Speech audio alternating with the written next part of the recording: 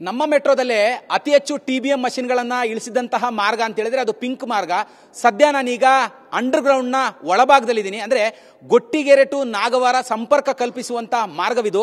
ಈ ಮಾರ್ಗ ಒಟ್ಟು 21 ಕಿಲೋಮೀಟರ್ ವಿಸ್ತೀರ್ಣವನ್ನು ಹೊಂದಿರುವಂಥದ್ದು. ಇದರಲ್ಲಿ 13.99 ಕಿಲೋಮೀಟರ್ ಅಷ್ಟು ಸುರಂಗ ಮಾರ್ಗವೇ ಇರುವಂಥದ್ದು. ಇನ್ನು 7 ಕಿಲೋಮೀಟರ್ ಅಷ್ಟೇ ಎಲಿವೇಟೆಡ್ ಮಾರ್ಗವಾಗಿರುವಂಥದ್ದು. ಒಟ್ಟು ಈ ಮಾರ್ಗದಲ್ಲಿ 18 ಮೆಟ್ರೋ ಸ್ಟೇಷನ್ಗಳು ಇರುವಂಥದ್ದು. ಅದರಲ್ಲಿ 12 ಸುರಂಗ ಮಾರ್ಗದ ಮೆಟ್ರೋ ಸ್ಟೇಷನ್ಗಳಾದರೆ 6 ಮೆಟ್ರೋ ಸ್ಟೇಷನ್ಗಳು ಎಲಿವೇಟೆಡ್ ಮೆಟ್ರೋ ಸ್ಟೇಷನ್ಗಳಾಗಿರುವಂಥದ್ದು. ಒಟ್ಟು 18 ಮೆಟ್ರೋ ಸ್ಟೇಷನ್ಗಳನ್ನು ಈ ಒಂದು ಪಿಂಕ್ ಮಾರ್ಗ ಹೊಂದಿರುವಂಥದ್ದು. ನಾಗವಾರದಿಂದ ಈ ಒಂದು ಗೊಟ್ಟಿಗೆರೆಯವರೆಗೂ ಸಂಪರ್ಕವನ್ನು ಕಲ್ಪಿಸುವಂಥ ಇದೊಂದು ಮಾರ್ಗ. ಈ ಒಂದು ಮಾರ್ಗದಲ್ಲಿ ಈಗಾಗಲೇ ಕೂಡ 9 TBM ಮಷಿನ್ಗಳನ್ನು ನೆಲಕ್ಕೆ ಇಳಿಸಲಾಗಿತ್ತು ಸುರಂಗ ಮಾರ್ಗವನ್ನು ಮಾಡಲಿಕ್ಕಾಗಿ. ಆ ಒಂದು 9 TBM ಮಷಿನ್ಗಳು ಈಗಾಗಲೇ ಯಶಸ್ವಿಯಾಗಿ ಭೂಮಿಯನ್ನು ಕೊರೆದು ಹೊರಬಂದಿರುವಂಥದ್ದು. ಸದ್ಯ ನಾನೀಗಾಗಲೇ ಏನು ತೋರಿಸ್ತಾ ಇದ್ದೀನಿ, ಇಲ್ಲಿ ಲವಿ ಅನ್ನುವಂಥ ಒಂದು TBM ಮಷಿನ್ನ ನೆಲಕ್ಕೆ ಇಳಿಸಲಾಗಿತ್ತು.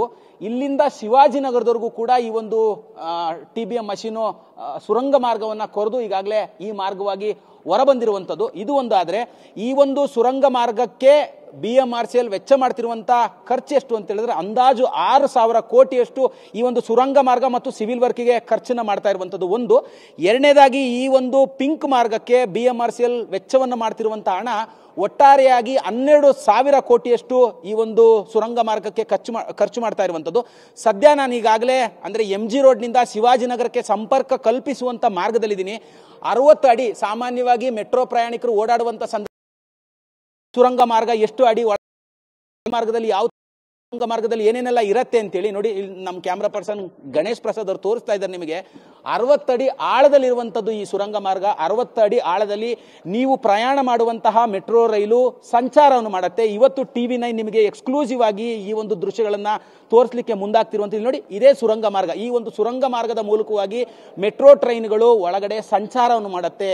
ಇದು MG ರೋಡ್ನಿಂದ ಒಂದು ಶಿವಾಜಿನಗರಕ್ಕೆ ಸಂಪರ್ಕ ಕಲ್ಪಿಸುವಂಥ ಒಂದು ಮಾರ್ಗದಲ್ಲಿ ಇವತ್ತು BMRCLನವರು ಮಾಧ್ಯಮಗಳಿಗೆ ಅಂದರೆ TV9ಗೆ ಇರ್ಬೋದು ಮತ್ತು ಬೇರೆ ಬೇರೆ ಮಾಧ್ಯಮಗಳಿಗೂ ಕೂಡ ಒಂದು ಸುದ್ದಿಯನ್ನು ಮಾಡಲಿಕ್ಕೆ ಇದ್ರ ಒಳಭಾಗದಲ್ಲಿ ಏನೇನೆಲ್ಲ ಇರುತ್ತೆ ಅನ್ನುವಂಥದ್ದನ್ನ ತೋರಿಸ್ಲಿಕ್ಕಾಗಿ ಒಂದು ಅವಕಾಶವನ್ನು ಕೂಡ ಈಗಾಗಲೇ ಕೊಟ್ಟಿದ್ದಾರೆ ಅಂತ ಏನು ಹೇಳೋದು. ಅಂದರೆ ನನಗೇನು ನಿಮಗೆ ದೃಶ್ಯದಲ್ಲಿ ತೋರಿಸಿದೆ, ಈ ಒಂದು ಸುರಂಗ ಮಾರ್ಗವನ್ನು ಲವಿ ಅನ್ನುವಂಥ ಒಂದು TBM ಮಷೀನು ಈಗಾಗಲೇ ಕೂಡ ಯಶಸ್ವಿಯಾಗಿ ಕೊರೆದು ಹೊರಬಂದಿರುವಂಥದ್ದು. ಸದ್ಯ ನನಗೇನೇನು ನಿಮಗೆಲ್ಲ ತೋರಿಸಿದೆ ಇದು ಪಿಂಕ್ ಮಾರ್ಗದಲ್ಲಿ ಬರುವಂತಹ ನಾಗವಾರ ಟು ಗೊಟ್ಟಿಗೆರೆ ಮಾರ್ಗದಲ್ಲಿ ಬರುವಂತಹ ಸುರಂಗ ಮಾರ್ಗ.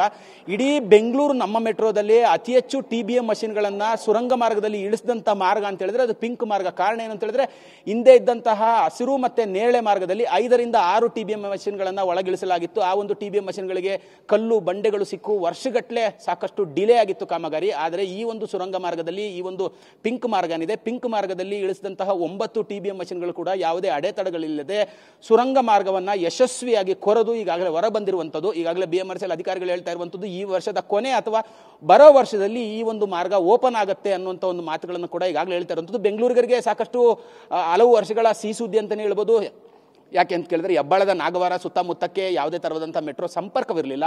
ಹಾಗಾಗಿ ಅಂದರೆ ಬನ್ನೇರುಘಟ್ಟ ರಸ್ತೆಯಲ್ಲಿರುವಂತಹ ಗೊಟ್ಟಿಗೆರೆ ಏನಿದೆ, ಗೊಟ್ಟಿಗೆರೆಯಿಂದ ನಾಗವಾರಕ್ಕೆ ಸಂಪರ್ಕ ಕಲ್ಪಿಸುವಂಥ ಈ ಒಂದು ಮಾರ್ಗ ಸಂಪೂರ್ಣವಾಗಿ ಈಗಾಗಲೇ ಕೂಡ ಸಿವಿಲ್ ವರ್ಕ್ ಒಳಭಾಗದಲ್ಲಿ ಏನು ಸುರಂಗ ಮಾರ್ಗ ಇದೆ, ಸುರಂಗ ಮಾರ್ಗದ ಸಂಪೂರ್ಣ ಸಿವಿಲ್ ವರ್ಕ್ ಈಗಾಗಲೇ ಕೂಡ ಮುಗಿದಿರುವಂಥದ್ದು. ಮೇಲ್ಭಾಗದಲ್ಲಿರುವಂಥ ಎಲಿವೇಟೆಡ್ ಕಾಮಗಾರಿ ಆಗಿರ್ಬೋದು, ಇನ್ನು ಟ್ರೈನ್ ಬರುವಂಥದ್ದಾಗಿರ್ಬೋದು, ಎಲೆಕ್ಟ್ರಿಕಲ್ ವರ್ಕ್ ಆಗಿರ್ಬೋದು, ಈ ಥರದ್ದೆಲ್ಲವೂ ಕೂಡ ಇನ್ನೂ ಬಾಕಿ ಇರುವಂಥದ್ದು. ಅಂದರೆ ಇಷ್ಟು ಕೂಡ ನಾನು ಹೇಗೆ ನಿಮಗೆ ತೋರಿಸಿದೆ ಇದು ಪಿಂಕ್ ಮಾರ್ಗದಲ್ಲಿ ಬರುವಂತಹ ಸುರಂಗ ಮಾರ್ಗದ ವಿಶೇಷತೆಗಳು ಮತ್ತು ಇಲ್ಲಿರುವಂತಹ ಏನೇನು ಅಂದರೆ ಯಾವ ಥರವಾಗಿದೆ ಸುರಂಗ ಮಾರ್ಗ ಅನ್ನುವಂಥ ತೋರಿಸುವಂಥ ಒಂದು ಪ್ರಯತ್ನ ಆಗಿತ್ತು. ಕ್ಯಾಮ್ರಾ ಪರ್ಸನ್ ಗಣೇಶ್ ಪ್ರಸಾದ್ ಜೊತೆ ಕಿರಣ್ ಸೂರ್ಯ, TV9 ಬೆಂಗಳೂರು.